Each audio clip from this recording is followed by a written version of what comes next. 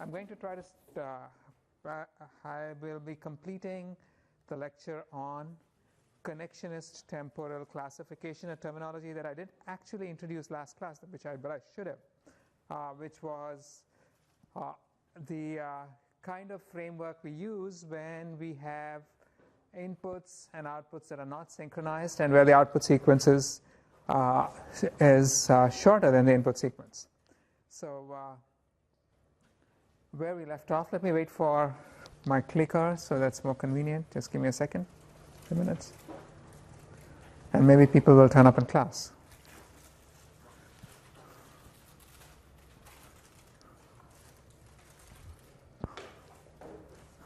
It's going to take some time. All right. So while I'm waiting. So here's where we were. Thank you. Not this mic. I have everything except my clicker.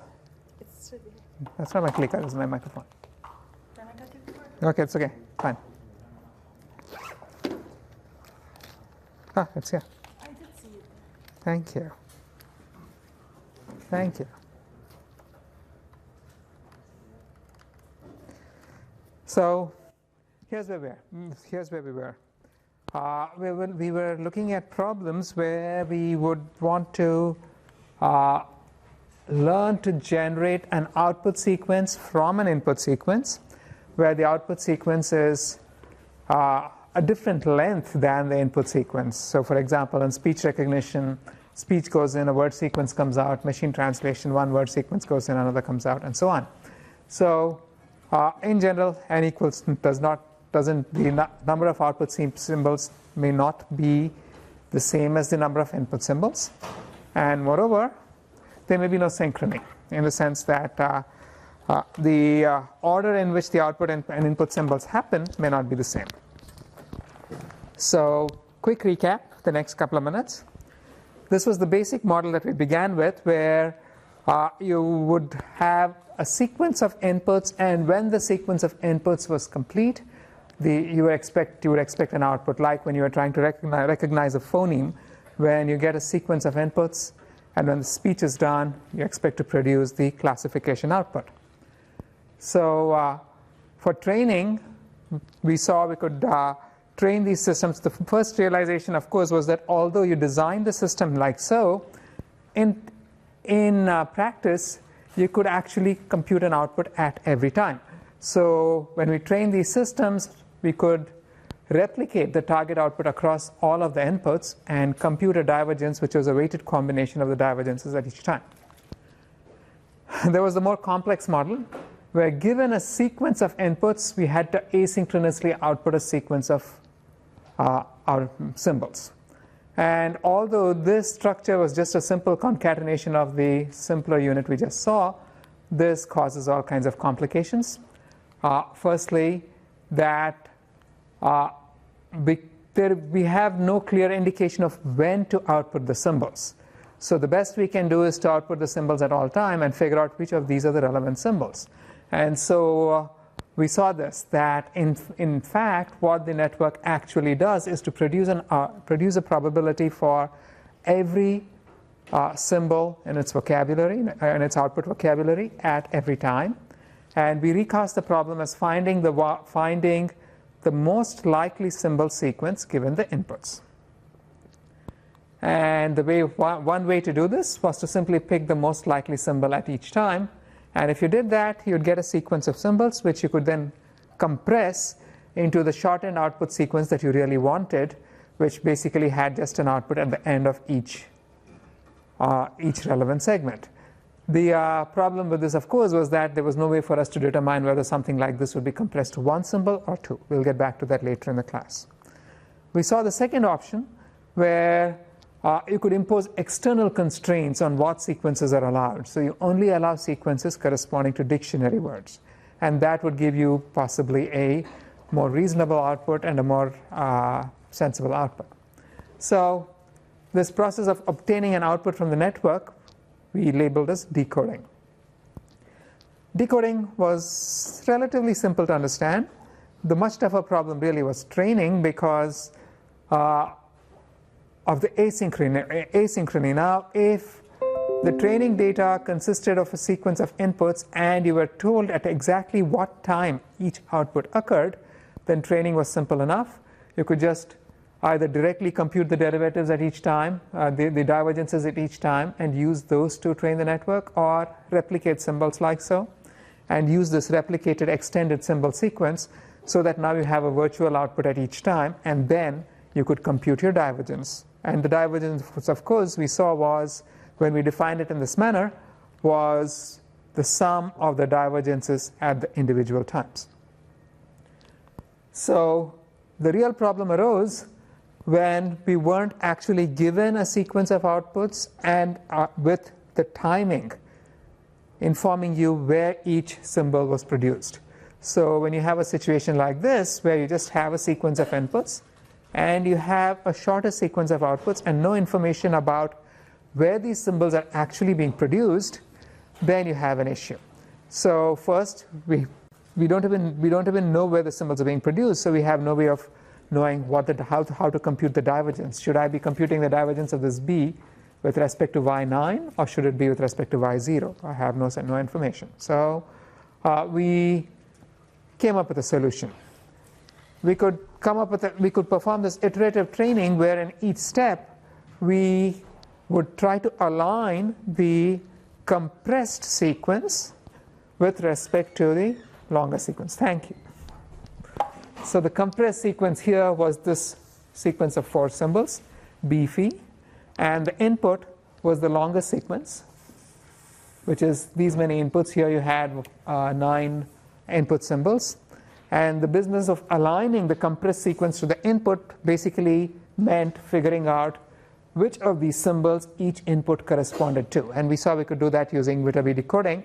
The output, you would get an output of this kind, which meant that while the compressed sequence was B phi, what this really meant was the B occurred for the first 2 inputs, the E occurred for the second, the F occurred for the next 2, and the E occurred for the last 4 in this particular example. So, and once you actually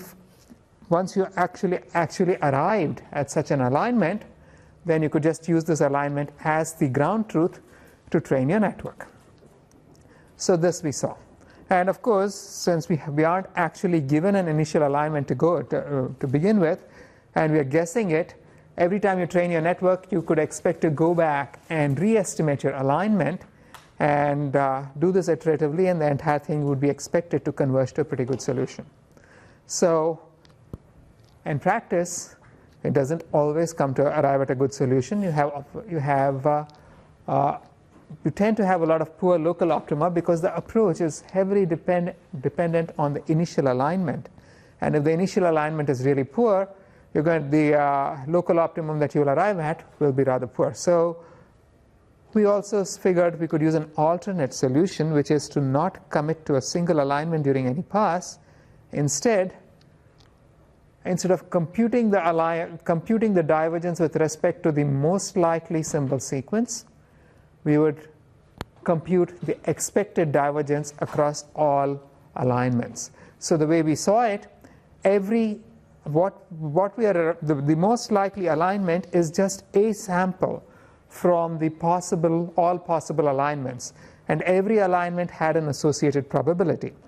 Now, when you pick up the most probable symbol alignment, all you're really doing is sampling this distribution, where you have a distribution over all possible alignments, and only picking the most likely value. So it's like always picking the mean of a Gaussian. So we figured a more reasonable thing to do would be to compute an expectation over all possible alignments. And when you do that, we found that this actually decomposes in this manner.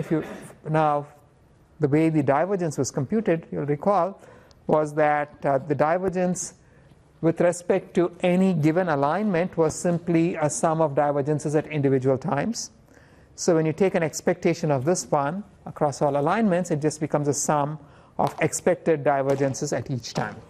And the expected divergence at each time is simply the sum over all possible symbols in the compressed sequence. So here, for example, we are trying to align this compressed sequence to this input.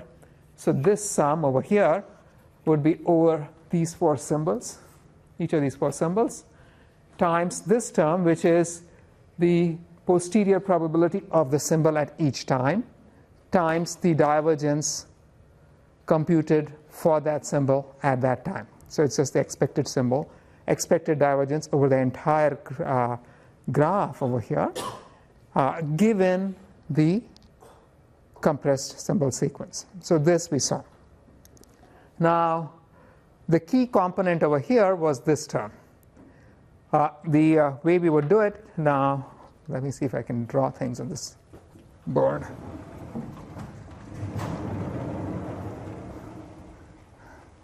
The whiteboard's better than a chalk. So let me actually spend a few minutes drawing a figure. We have something of this kind. This is the table that we are saying up there, and of course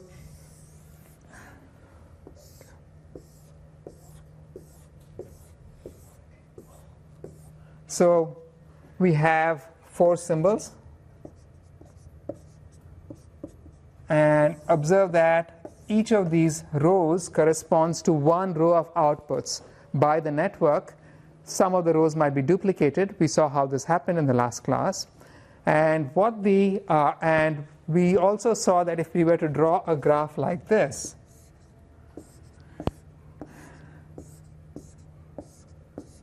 then this graph would necessarily only represent all valid alignments, meaning so long as you followed this graph, you were pretty much guaranteed that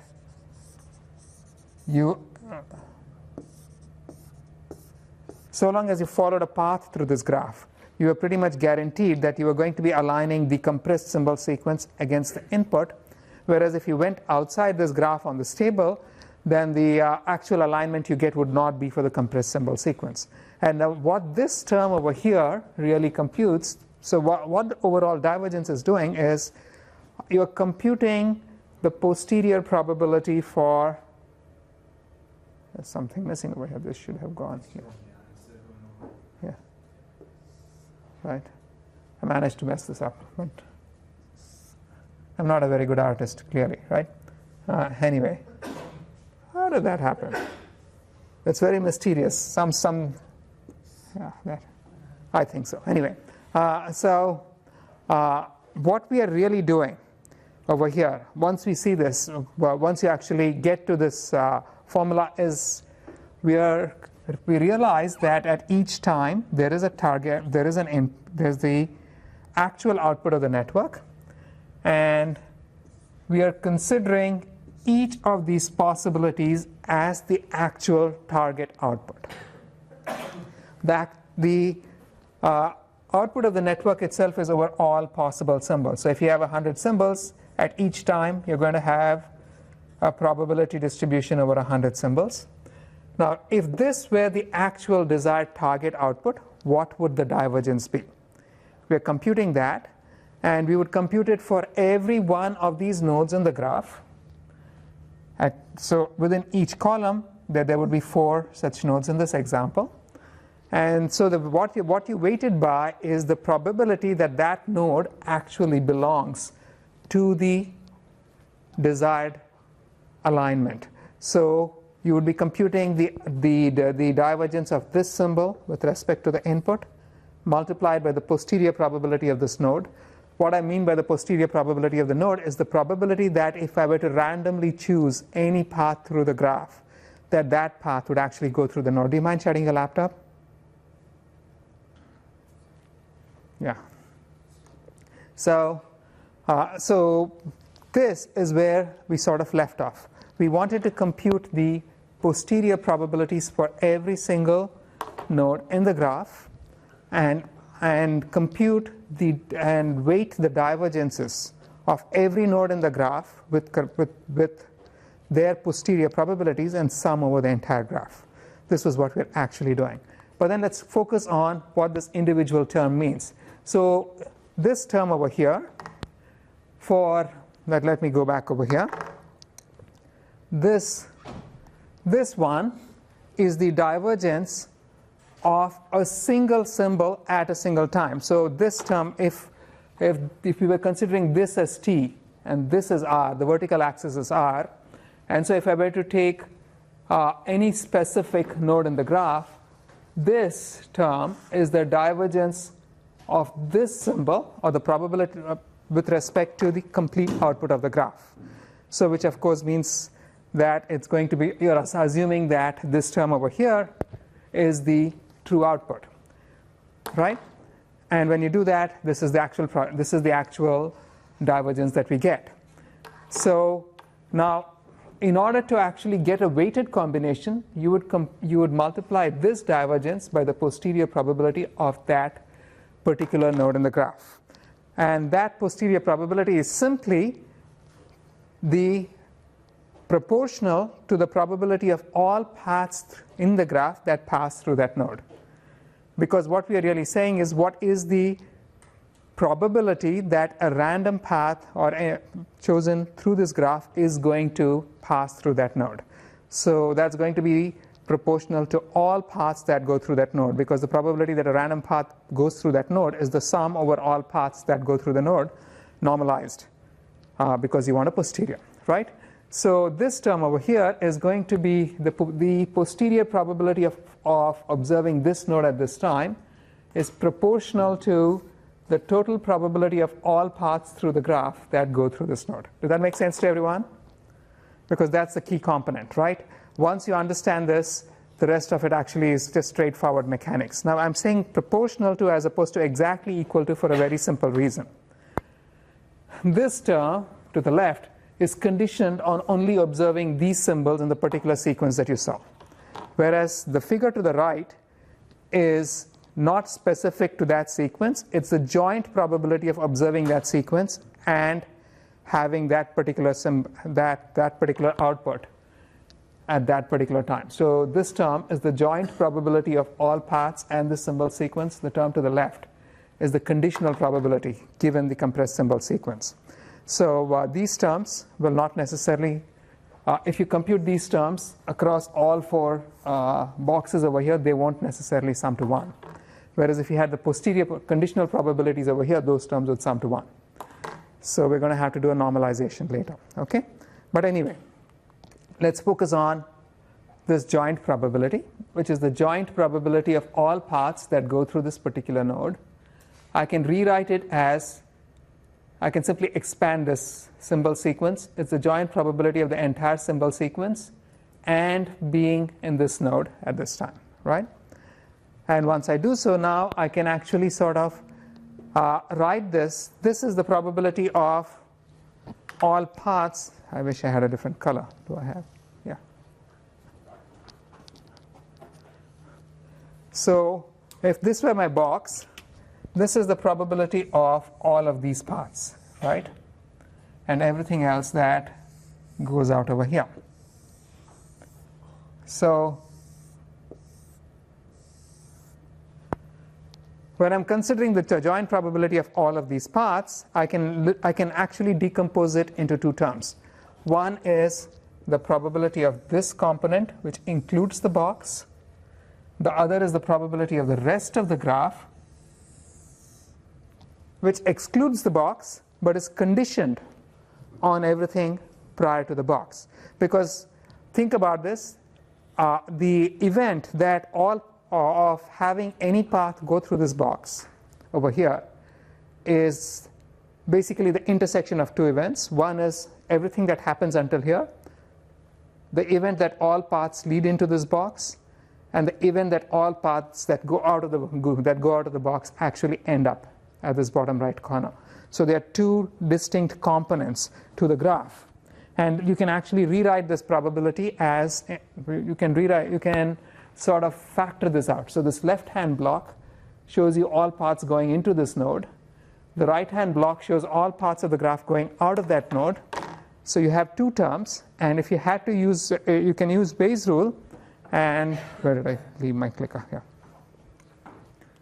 and rewrite this as the probability of this portion of the graph times the probability of this portion of the graph conditioned on this portion of the graph. What does the conditioning really mean? It is the probability of the red graph conditioned on the event that the final symbol in the preceding alignment was this guy, right? There's the conditioning. And then we also saw that thanks to the conditional independence assumption that we actually make, we saw this in the last class, we can literally just not even explicitly consider that this portion of the graph ended over here. We can consider the blue portion of the graph independently of the red portion of the graph once we've actually factored the graph in this manner. So this is where we ended. Everybody recall this stuff, right? So questions? Okay. So now what remains is, how do we actually compute the probability of this portion of the graph, and how do you compute the probability of this portion of the graph? So the probability of this portion of the graph is basically the probability of all paths that arrive at total probability of all paths that arrive at this symbol at this time. So all paths that arrive at the first E at time 3 in my example. That is the probability of the red portion of the graph, right? Similarly, the probability of the blue portion of the graph is the total probability of all paths that go out from E at time 3 and arrive at the bottom right corner. So you're looking confused. Did I lose you? Yeah, I'm just thinking of the conditional independence assumption here and what it implies. I am sort of introducing the conditional independence assumption very late in the proceedings. I should have done this way back when. All that implies is that really you can treat each column independently of every other column.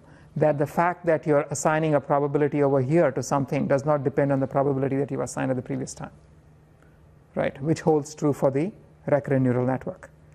Whereas if you were using a standard Markov network, which path you go to depends on where you're coming from, right? So that's all. I mean, it's a bit of a it's not something to particularly spend a lot of time over in this context. It basically refers to the fact that when I compute the probability of some symbol x, or when I compute the probability of, say, this symbol at this time, this probability can be thought of as not being dependent on what I've predicted in the past. This is not always going to happen. It only happens in this particular structure. But imagine I chose an output and then fed it back into the input. Then in that case, the probability that I assign to any symbol is going to change with what I predicted in the past, right? That doesn't happen over here. Make sense, right? We will actually encounter those kinds of assumptions in the next class, where we get rid of this conditional independence assumption, right? So all right, so let's actually look at how. So this first term, the probability of this red portion of the graph, I'm going to compute, called the forward probability. I represent it as alpha TR. Alpha TR refers to the fact that it's the probability of all paths that arrive in the rth row. R refers to the row index at time t. So it's not the symbol E, it's the row index. So observe that the symbol at row 2 and symbol at row 4 are the same in this particular example. So you can have the same symbol in different rows. But it's about the arriving at a particular row at a particular time. So let's go back and look at this one over here. This one, this is, in my example, this is row 1, 2, 3, 4. This is times 1, 2, 3, 4, 5, 6, 7, 8, 9, right? So my example here doesn't quite match up what I have over there.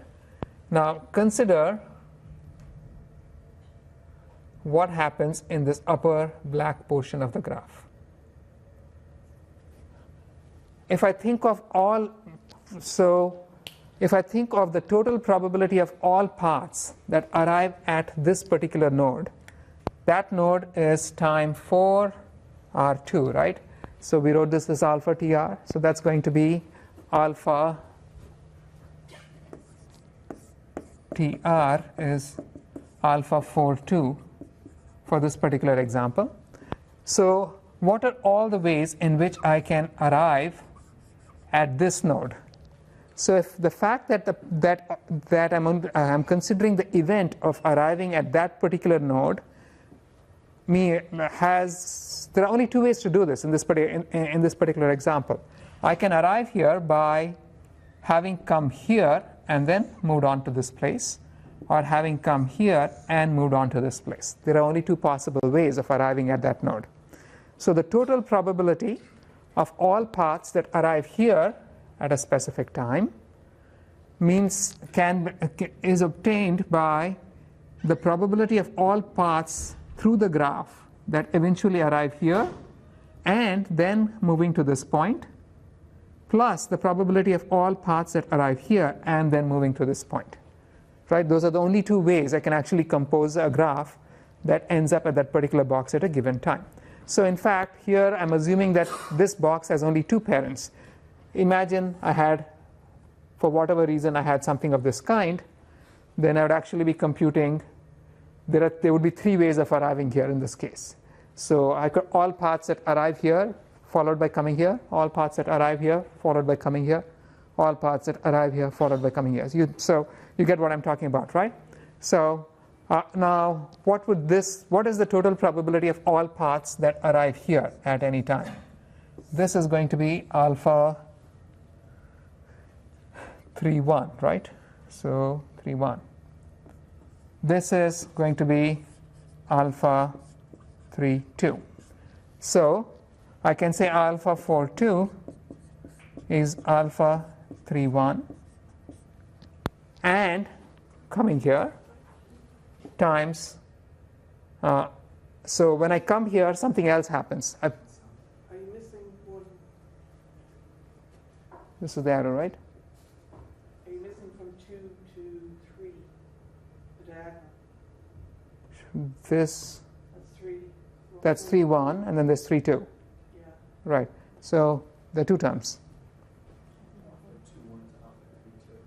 Alpha 2-1 to 3-2 is missing. Alpha 2-1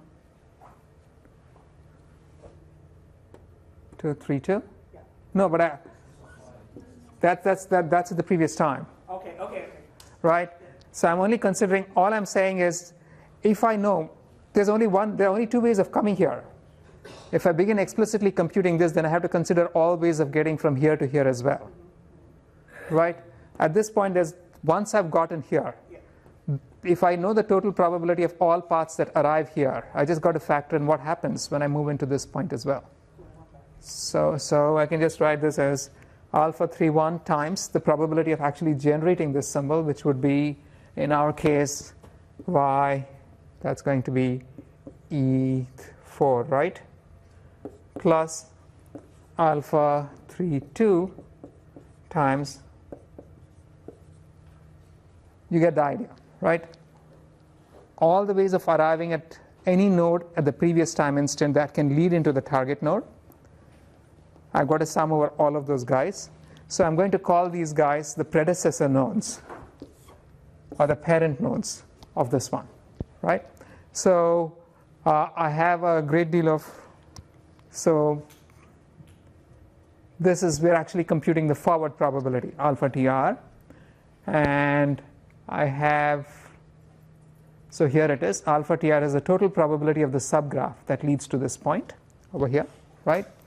And that can be written if, I'll skip the unnecessary arithmetic, the sum over all the predecessors to that node of the alpha of arriving at the predecessor node at time t minus 1 times the probability of producing this symbol, right? So very straightforward. It's nothing particularly complicated. So in this particular example, so summarizing, if I want to compute the total probability of all paths leading to any node TR, where TR represents, oh, so these are kids from here to visit. Hello, kids.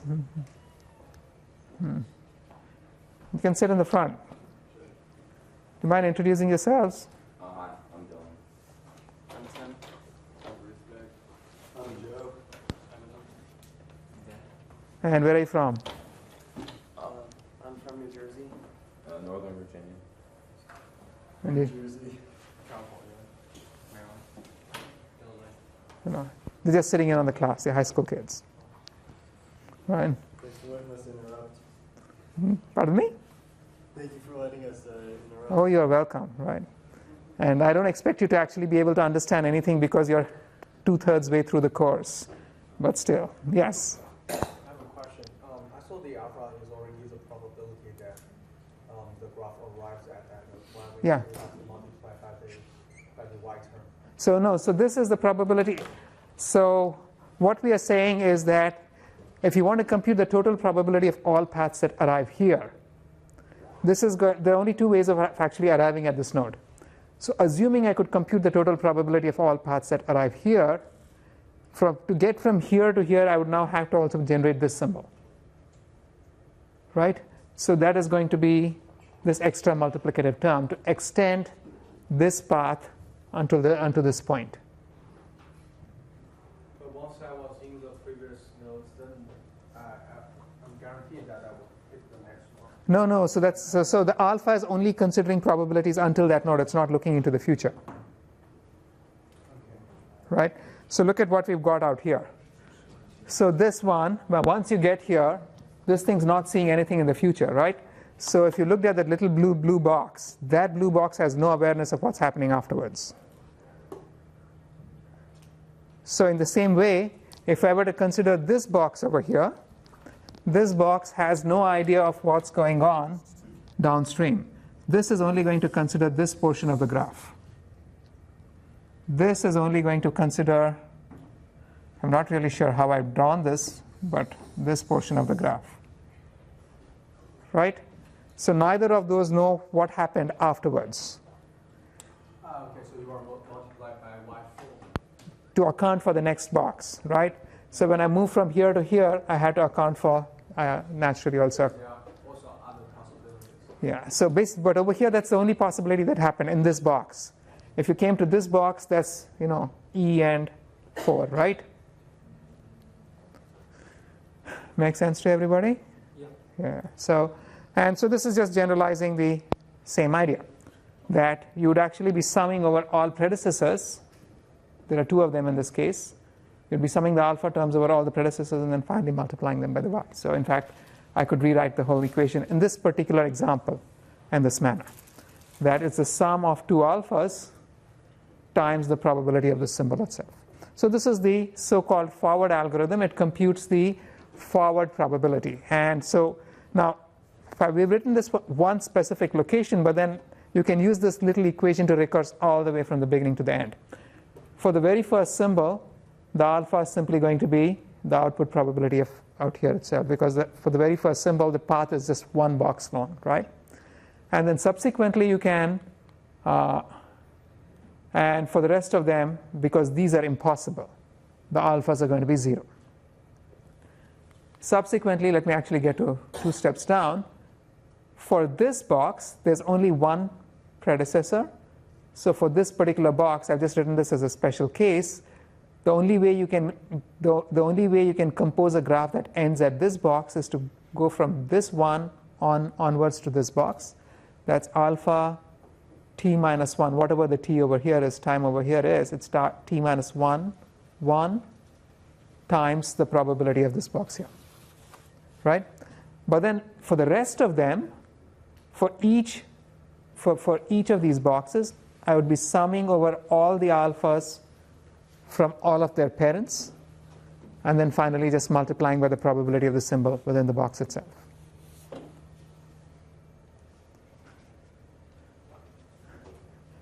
So Kieran, you're looking puzzled? You got it? Questions, anyone? Right. So this has got to be, this is fairly straightforward, nothing particularly complex. And then from here, you're smiling. It is complex, is it? No. It's not really. It's okay. This is the easy portion, right? So here's how you would do it. You would actually start off with your initial alphas at the first time, where only the first box actually has a probability, the rest of them are assigned a probability of 0. And then you can just keep using this little recursion, because in order to compute the alphas at any time, you only need the alphas at the previous time. You can work your way down the graph all the way to the end. Right? So this was computing the forward probability. The forward probability, because this is the probability coming forward into this box.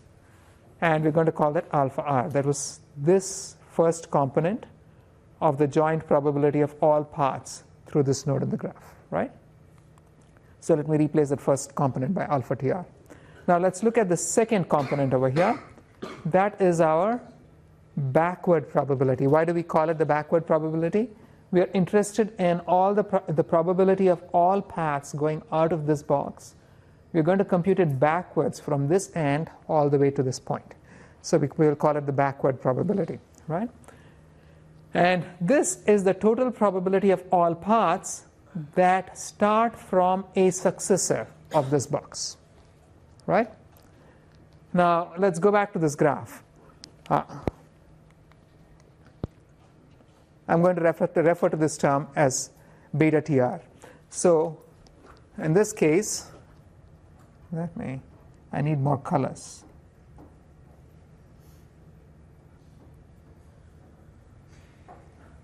So over here we're going to have beta 4,2. That's going to be the total probability of the rest of the graph that began from here, which doesn't include this point, right? This is just the anchor. The rest of the graph starting from that anchor all the way to the bottom right. The probability of that subgraph is going to be beta tr, right? Now let's consider how I can produce paths going from here to this guy. In this case, there are only a couple of ways to do this. I could go from here down to here and produce the rest of the graph subsequent to that box, right? So that is going to be this symbol, the probability of this symbol, which is y e4. And then what would the probability of the rest of the subgraph following this guy be? It's going to be exactly the same beta, right? So that's going to be beta 5. Wait, no. So this was 5, right? 5, 2 plus. So, or I could go down here, end up at this point, and produce the rest of the graph. So that is going to. So this term is going to be f 5 times beta 5, 3. So you see what is happening in this case, right? That I have two possible successors to this node. And so producing the rest of the graph can be done only in one of two ways in this particular example. I can either go here and produce the rest of the graph, or I can go here and produce the rest of the graph, right? So going here has an associated probability, which is the y e5, and the subsequent graph is going to be the corresponding beta term, right? And coming down here is going to be y f5, and then the subsequent probability is going to also have its own beta term, right? Sang? Yeah. Okay, fine. So here's what we are. So here is the actual. What did I do? So here is the mechanism whereby you actually compute the beta for this particular box. You're going to sum over all of the successors, the probability of producing the entire graph starting from that successor, which is going to be, wait, let me skip a few slides and let's get to the equation straight. is the probability of producing that particular symbol and the rest of the graph. Right? The details of how we arrive at that equation are on the slides, but you don't really need it. The intuition is fairly straightforward, right? So the beta at this point is the sum over all possible successors of producing the symbol at the successor and the rest of the graph downstream.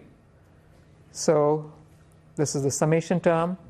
This is the probability of producing the specific successor symbol, and then the beta is the corresponding beta term is the downstream beta. So observe this. Again, this is recursive. I'm computing beta TR in terms of beta t plus 1, which means that the beta at any time is being computed in terms of the beta at the next time. So I can, in this particular example, so here's the formula, right? So if I wanted to compute the beta terms for every box now, it's simple. I'd start off at the very end.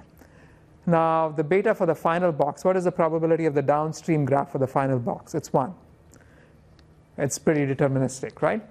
And for these guys, there is no graph subsequent to this. You're not allowed to end at these in these black boxes. You're supposed to terminate in the box at the bottom right.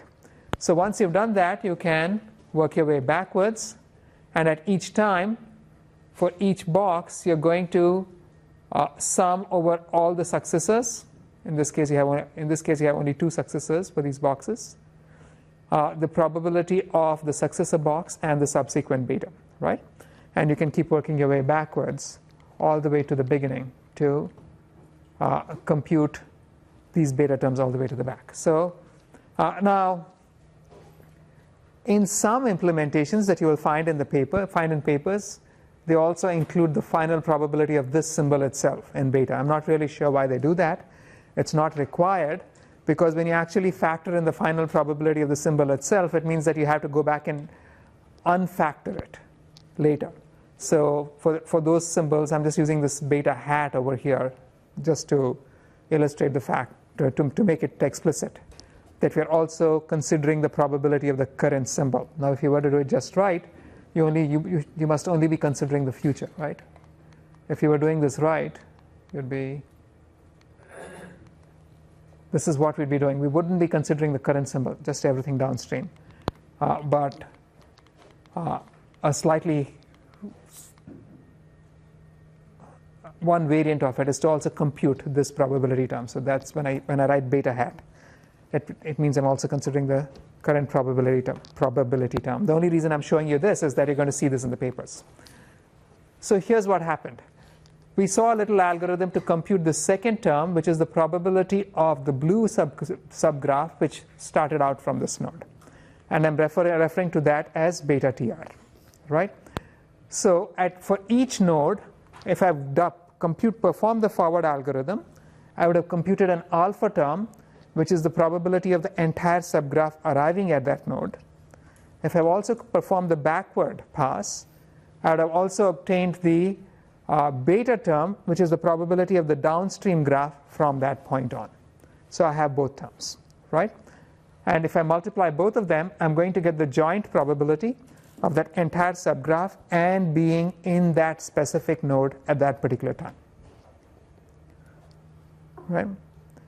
This is standard forward-backward computation. You might have encountered this when you were working with hidden Markov models.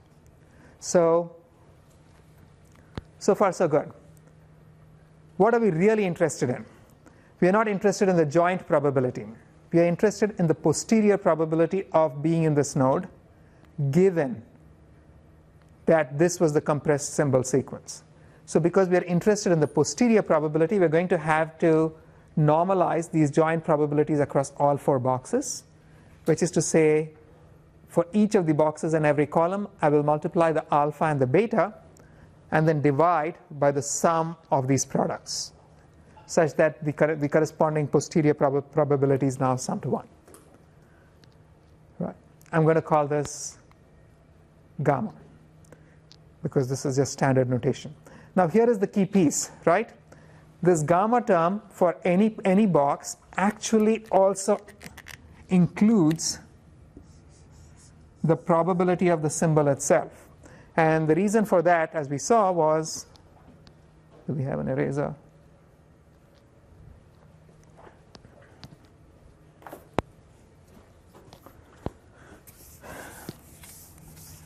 That if you consider alpha TR, this is going to be the summation over the predecessors of TR of alpha T minus 1 S, and then I can actually take these out in parentheses, times y of whatever the symbol at R times T, right? So this alpha term actually depends on the probability of the symbol at that time. In other words, because alpha depends on the probability of the symbol, if I were to compute a divergence, which was a function of these probabilities, and if I were to take a derivative of this divergence, it means the alpha term actually factors into the derivative. I would be taking a derivative of the alpha as well, because alpha naturally just includes the current probability, right? So here's what we've got. This gamma term is just the normalized product of the alphas and betas. In papers, you're likely to also see this variant, where they use the modified version of the beta, where the beta also includes the probability of the current symbol, right? But that's anyway. Let's get back to our point. So now that we figured out how to compute these posteriors, these gamma terms, we can actually compute the expected divergence between the output of the network and the desired compressed symbol sequence. And this expected divergence, as we just saw, is the sum over all time and over all symbols of the product of the posterior probability of every node in the graph with the corresponding probability assigned to it by the neural network, right? And now I can actually compute the divergence with respect to each of the symbols that the network produces. Now, this divergence is with respect to the symbols that the network produces. The network actually produces more symbols than you see in this graph. So here, for example, if my target compressed symbol sequence is beefy, then in this graph you're only going to see B, B, E, and F. But the network itself will be producing probabilities for pretty much every phoneme and the language, of which there could be 50, right? So this divergence term is going to have 50 components, because you're taking a divergence with respect to each of the outputs of the network. When I take the divergence of this derivative term, when I take the derivative of the divergence with respect to the output of the network, I'm taking the derivative of the divergence with respect to every symbol produced by the network, right? So again, just to remind you, why do I keep replacing? Yeah.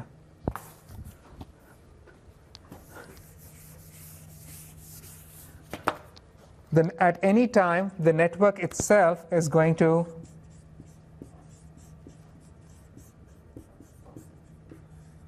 you have inputs.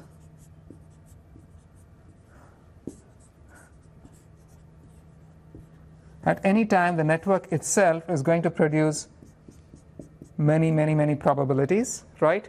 And here we just chose some of them and stuck them into this graph. The rest of them are not being referred to in the graph. However, when you compute the derivative of the divergence with respect to the output of the network, you will be required to compute the derivative of the divergence with respect to every one of these symbols, right? So the derivative term itself, yes? So would the derivative for those terms just be 0? Yes, right? Because they don't actually affect the final output. Now, this has two consequences. First, these derivatives must be computed from this divergence guy, right? Which is a function of the divergence has the gamma term. The gamma is a function of the probability, so is the log ys. So this derivative is no longer the straightforward divergence that you're used to, where you just take the weighting factor and pull it out. The weighting factor gamma itself is a function of the variable that you're taking a divergence with a derivative with respect to. Yes? So the y values, are they the post-softmax values? Yeah. So if it's post-softmax, then why would they be 0? Because the words that The derivatives are not So again, remember that these are the derivatives. We've gone through this business with the softmax, right? You're going to, so if you actually take the, so what happens, the derivative of the y with respect to the z is going to be a full matrix. This is the derivative of the divergence with respect to the y. That's different, right? And anytime you increase the y, because of what happens downstream, things get adjusted, remember? So now a second thing that happens over here is observe that this symbol e has occurred twice in this row, right?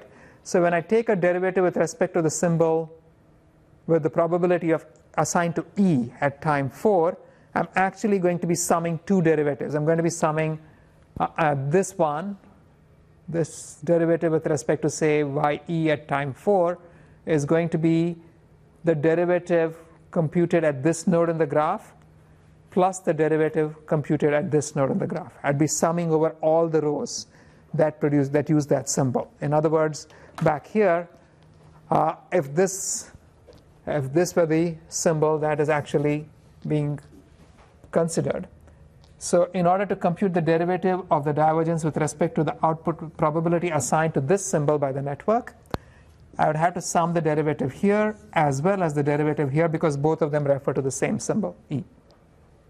Right? That's should put this in my pocket. Okay. So simple. We figured out how to compute all the derivatives. The overall training procedure is fairly straightforward here on out. Given input and output sequences without alignment, we want to train the models. Step 1, you set up the network, typically a multi-layered LSTM. Step 2, initialize all the parameters of the network. Step 3, in the forward pass, you're going to pass the data through the network and compute probabilities for all the symbols at each time. Step 4, we would be pulling out the appropriate rows from the table of outputs produced by the network and composing this graph which actually represents all possible valid paths that correspond to the compressed symbol sequence. So step 5, we're going to use this graph to perform a forward pass and a backward pass. Step 6, you now compute the divergence and then you can actually compute the derivative of the divergence with respect to all of the outputs of the network at each time, right?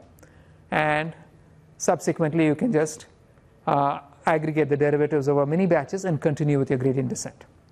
So the story so far, these are the connectionist temporal, what is the last C? CTC, I forget, right? But these are famous CTC models. So sequence-to-sequence networks, which irregularly output symbols, can be decoded by Viterbi decoding. We've seen this in the last class. They require alignment of the output to the symbol sequence for training, and the alignment is generally not given. So we can either train by iteratively estimating the alignment through Viterbi decoding and time synchronous training, or you can do this by optimizing the expected error over all possible alignments, and this can be done using the forward-backward algorithm. So this is what we've seen so far. Questions? Right? And of course, yes.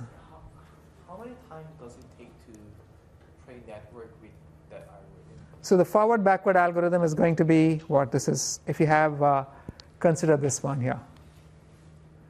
So at each time, how many computations are you performing for each of these boxes? So if you have n symbols here and t time instance, you have n times t boxes, and in each box you are going to go over at most n predecessors, right?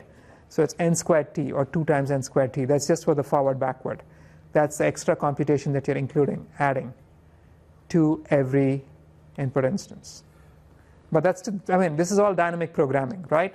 The Viterbi decoding is dynamic programming. The forward-backward algorithm is dynamic programming. So it's all very efficient. We are not actually performing an exponential search, and you should be thankful for it. So now we're not done. We are still ignoring a problem that I mentioned earlier.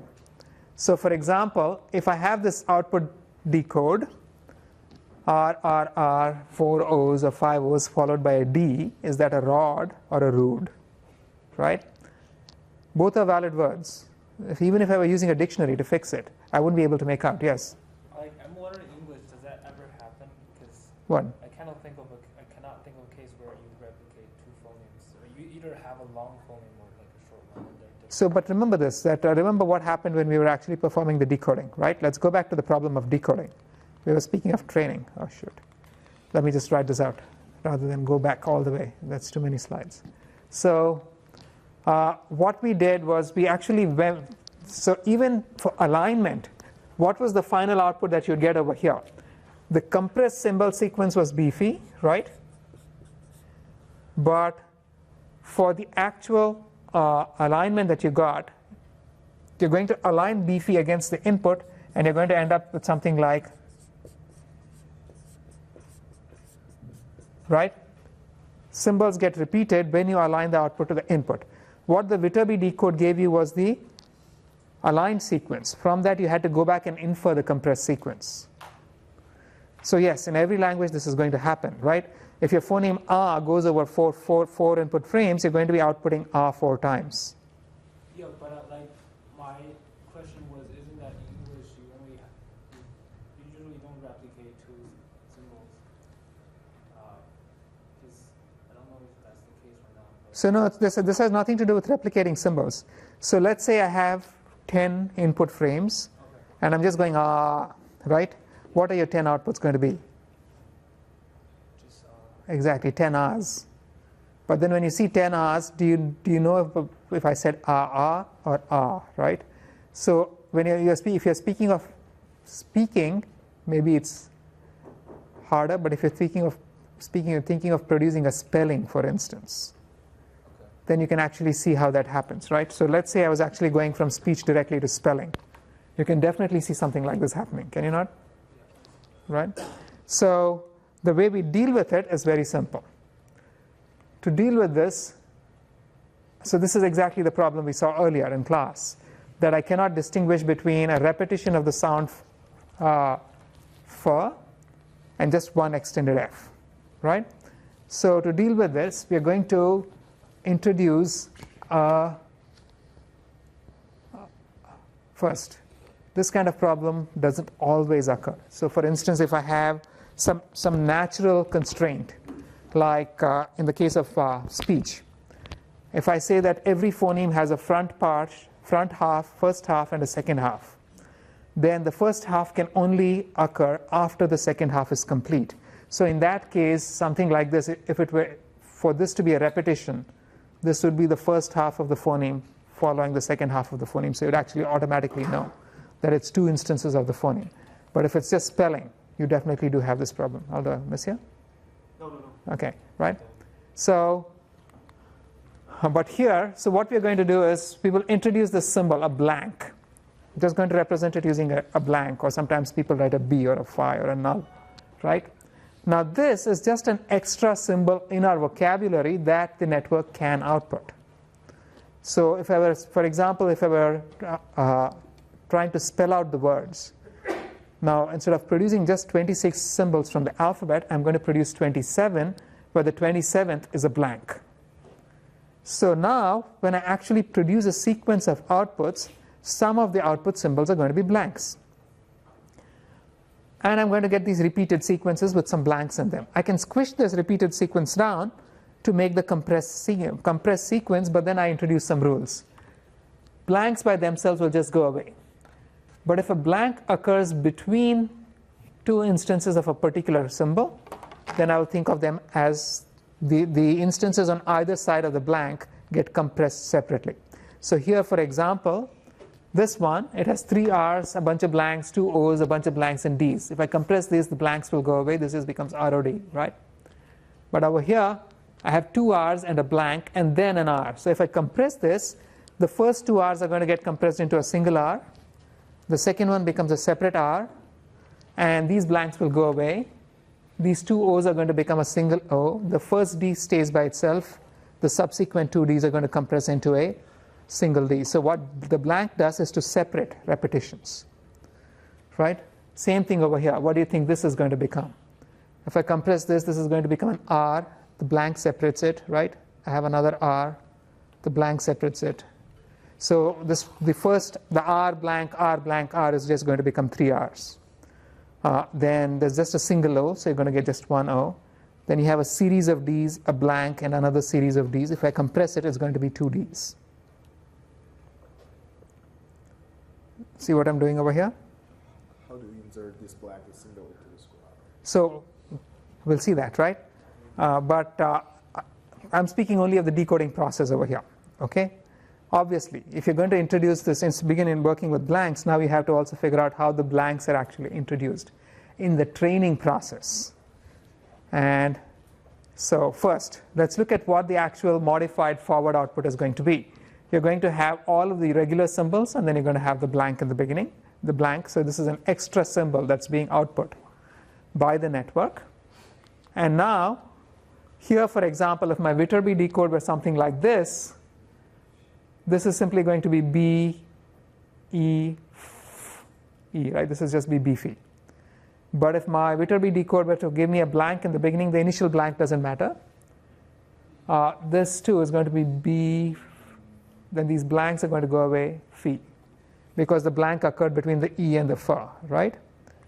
In this case, I have B and then a blank and then a beef and then a blank and then an F again.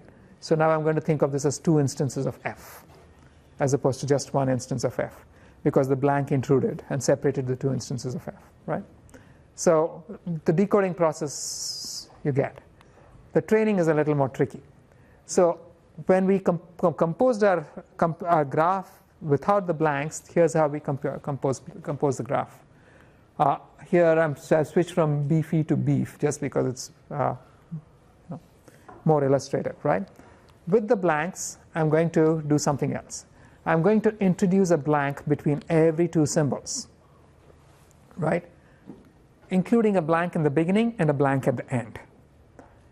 And now I can draw my graph like so. So observe that this graph, I've added edges such that all paths from the bottom, from either of the 2 boxes at the top left to either of the 2 boxes at the bottom right, represents a valid instance of the word that I'm trying to model, in this case beef, right? So how is that? Look at these edges. A B can be followed by another B, so I have a horizontal edge, right? A B can be followed by an E immediately, so I have an edge from B to E. Now blanks are do-nothings, they're sitting in the middle, so I can also have a blank in the middle. So from this guy, in this particular case, I have 3 outgoing edges, to itself, to the blank, and to the next symbol. Consider the E over here though. E can talk to itself, can connect to itself. E can move on to the blank, but E cannot go from here all the way to here bypassing the blank, because if it did, then you can no longer distinguish between repetitions of an E and a compression and a single E, right? If you want to have 2 different instances of E, then they must be separated by a blank. So if I have 2 symbols which are exactly the same, I will not have a direct path between the 2. So the paths that we draw, you can have a blank in the beginning, you can similarly have a blank in the end, and the rest of the paths are going to have this structure. I can connect from a blank to itself or the next symbol. So any blank, you don't have skips between blanks. Blanks can only connect to themselves or the next symbol. Symbols can connect to themselves, the next one, or 2 symbols down, unless it's the same symbol. So in this situation, E is going to either connect to itself or the blank, but it's not going to connect to this guy, right? So this way, when I draw a path from the beginning to the end and I compress it, I get an unambiguous compressed symbol sequence, right? So the first and last columns are also allowed to end at initial and final blanks. Skips are permitted across a blank, but only if the symbols on either side are different. Yes? So when we're given this like ground truth as part of our training data and it's B, E, E, phi, that's it. Is it a valid interpretation to have B, B, E, E, phi? Yeah, sure, because you're expanding the symbol sequence to match, to align. In this it is, in terms of the training data, that's a... So does that match it well, or would you rather not have that? This is what you're really producing is the unique symbol sequence that you would like to see the network output. Yeah. Right? So BB wouldn't be it. Yeah, sure. Right? But it could be the interpretation of the network at this point. Yes, the alignment could definitely repeat B's. Sure. There's a difference between the alignment you get and the compressed symbol sequence that you finally output from it, right? So you get some alignment, you can squish it down, you're going to get the compressed symbol sequence. You want that to be unambiguous. Sure. Great. Right? So the rest of it is exactly the same as before.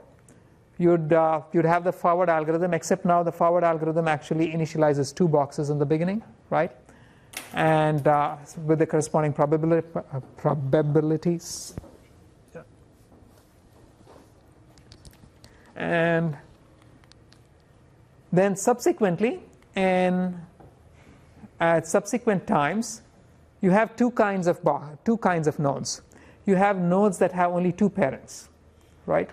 These are the nodes. These nodes are either blanks. So these nodes are either blanks, like this blank has only 2 parents, or nodes for which the previous symbol is also the same symbol. These are the only nodes for which you have only 2 parents. In those cases, you're going to be summing over 2 parents, right?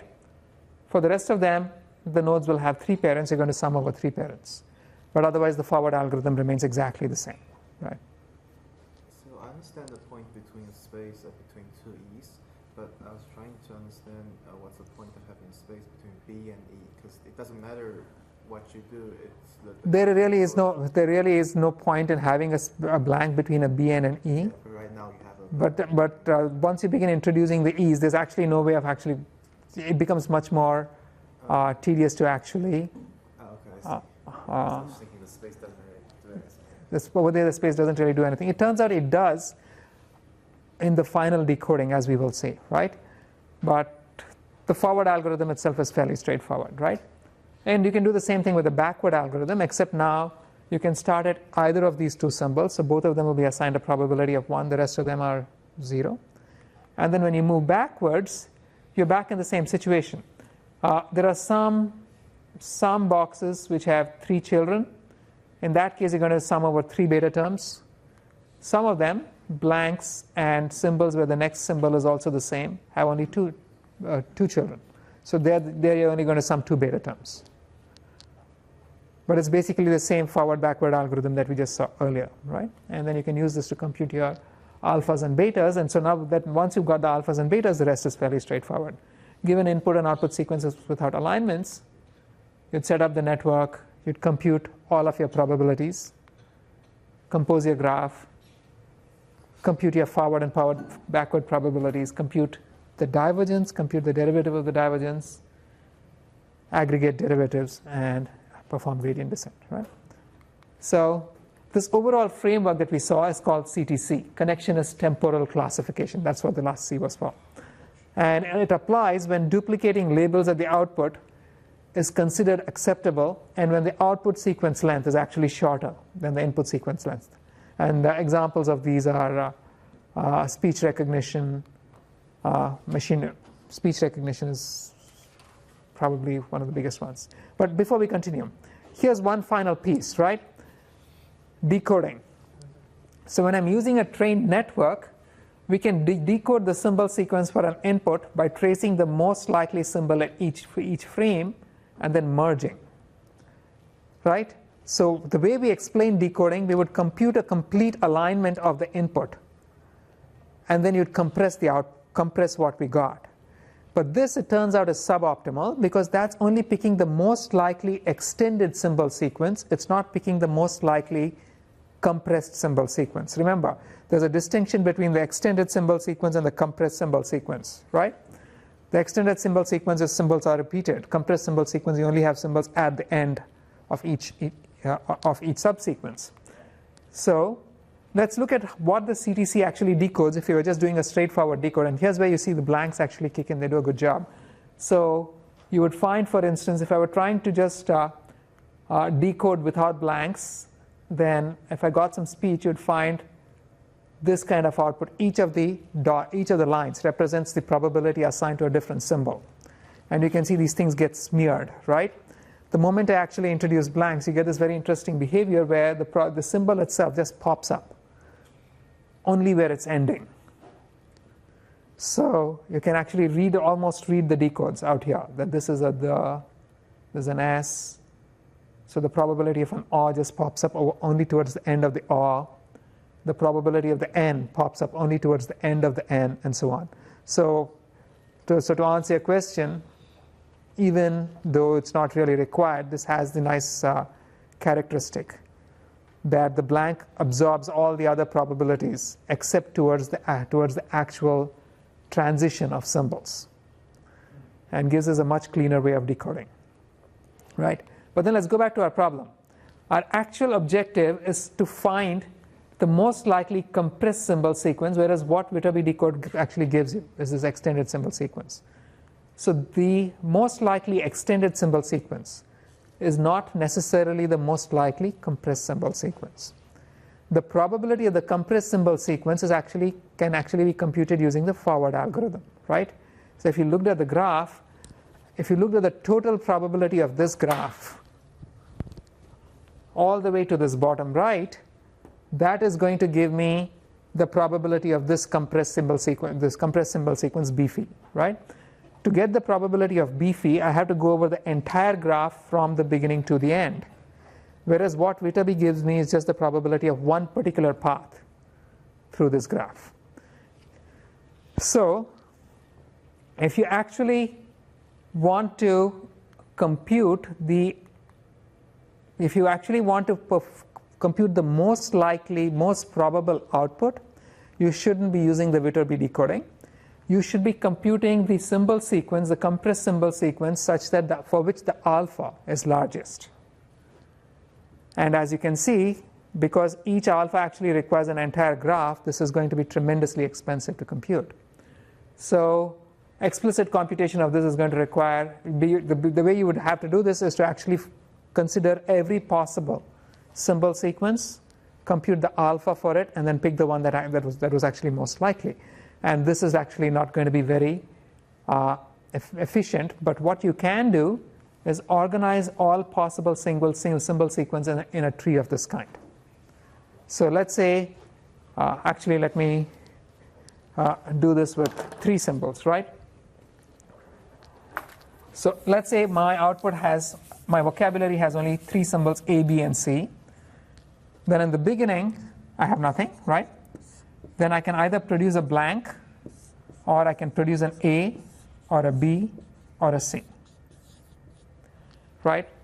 Now once I've produced a blank, after the blank I can produce a blank, A, B, or a C. So this is easy. And once again, so the blanks keep extending in this manner, because the blank can expand to everything, right?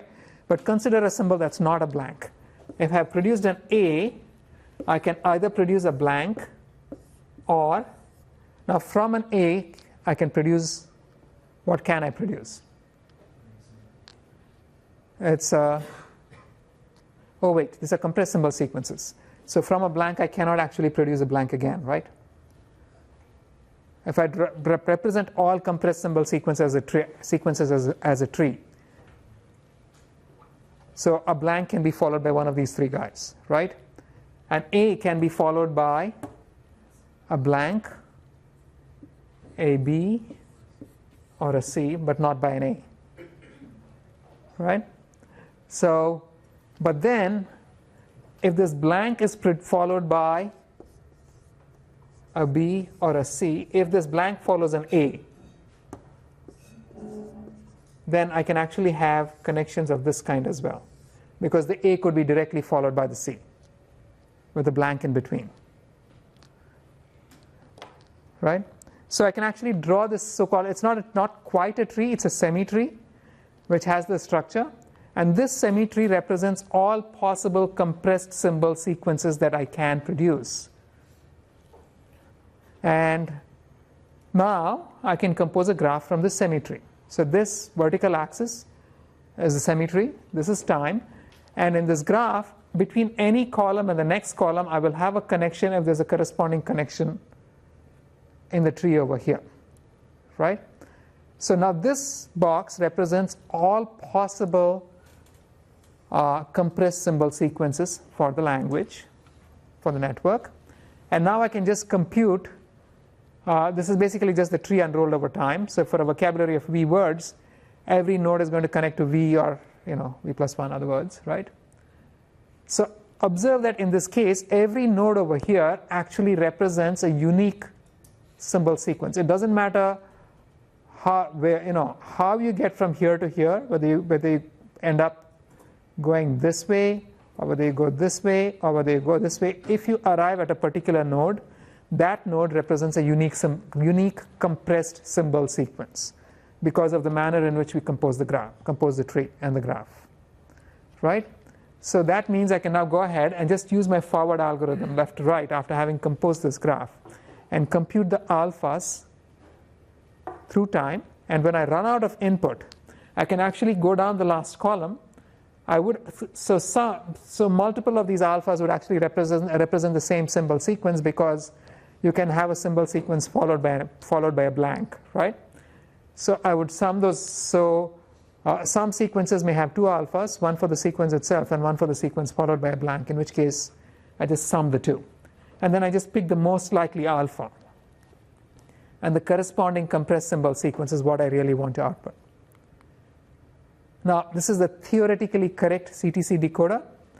In practice, this graph is going to get exponentially large really quickly. So to prevent this, we use pruning strategies to keep the graph and the computation manageable. This is likely to result in suboptimal decodes. It usually will. But what helps over here is that when we use these blanks, the fact that the CTC decoder output probabilities peak at specific only towards the end of symbols means that pruning tends to be very effective, and you can make the whole computation highly effective.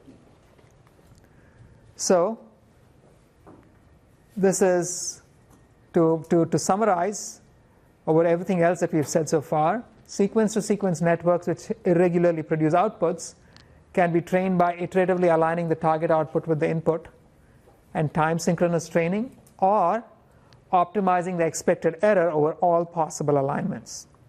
Now, direct distinct repetition of symbols can be disambiguated from repetitions representing the extended output of a single symbol through the introduction of blanks. And decoding the models can either be done using the best path Viterbi decoding and then subsequent compression, or optimal CTC decoding based on the application of the forward algorithm to a tree-structured representation of all possible output strings. Right?